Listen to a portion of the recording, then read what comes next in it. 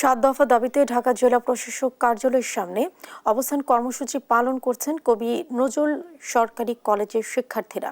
সেখানকার সর্বশেষ পরিস্থিতি জানাতে আমাদের সঙ্গে যুক্ত হচ্ছেন সহকর্মী তারেক মাহমুদ সুজন। সুজন, কি বলছেন শিক্ষার্থীরা? তাদের দাবির বিষয়ে বিস্তারিত জানাবেন।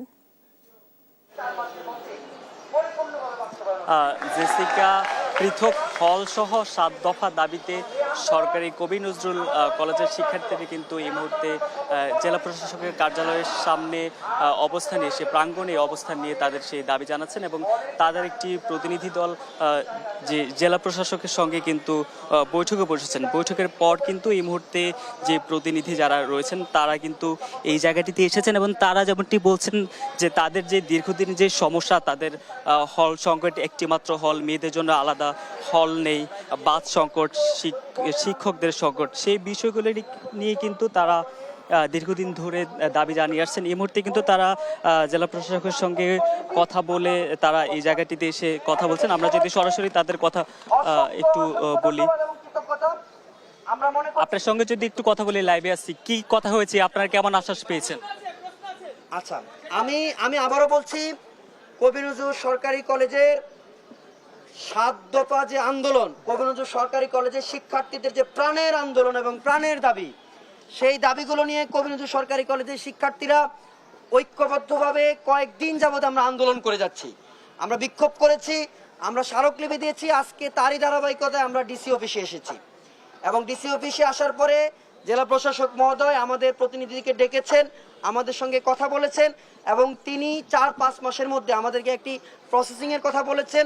আমরা সেই প্রসেসিং ফলো করব এবং তিনি আশ্বস্ত করেছেন এই প্রসেসিংয়ে গেলে 4 থেকে 5 মাসের মধ্যে আমরা আমাদের ছাত্রাবাসের যে জায়গাটা, সেই জায়গাটা পরিপূর্ণভাবে কবি নজরুল সরকারি কলেজের হবে।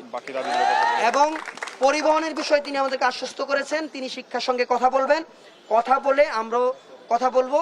পরিবহনের একটা সমস্যার সমাধান যাতে হয় দ্রুত সময়ের মধ্যে, সেই ব্যবস্থা উনি করার চেষ্টা করবেন। আর বাকি দাবিগুলো নিয়ে আমরা সরাসরি শিক্ষা মন্ত্রণালয়ে যাব। সেখানে আমরা উপদেষ্টা অথবা সচিব, যে পর্যায়ে যাকে পাই, আমরা তার সঙ্গে আলাপ আলোচনা করব এবং আমরা স্মারকলিপি দিব। সেখানে প্রশ্ন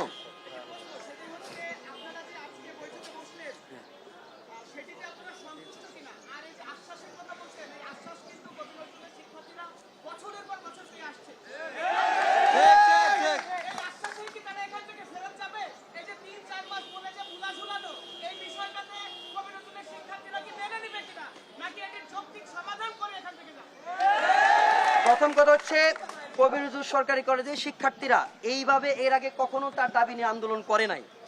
এই প্রথম কবি নজরুল সরকারি কলেজের শিক্ষার্থীরা ঐক্যবদ্ধভাবে তাদের দাবি নিয়ে, তাদের অধিকার নিয়ে কথা বলছে। এবং শুধু শিক্ষার্থীরা না, এখানে রাজনৈতিক ছাত্র সংগঠনগুলো ঐক্যমতের ভিত্তিতে এই আন্দোলন পরিচালিত হচ্ছে। আপনারা জানেন যে এর আগে যারা ক্যাম্পাসে ক্ষমতাসীন ছাত্র সংগঠন ছিল তারা লুটপাটে ব্যস্ত ছিল, তারা শিক্ষার্থীদের অধিকার নিয়ে কথা বলতো না। এখন ছাত্র সংগঠনগুলো শিক্ষার্থীদের অধিকারের বিষয়ে সচেতন। আমরা মনে করছি যে আলোচনা আজকে এখানে হয়েছে, এই আলোচনা শতভাগ ফলপ্রসূ হয়েছে এবং শুধু ফলপ্রসূই নয়, এই আন্দোলন বাস্তবায়ন করার জন্য, আমাদের এই দাবি দাওয়া বাস্তবায়ন করার জন্য আমরা যা যা করণীয় সেটাই কবিয়ানরা করবে ইনশাল্লাহ।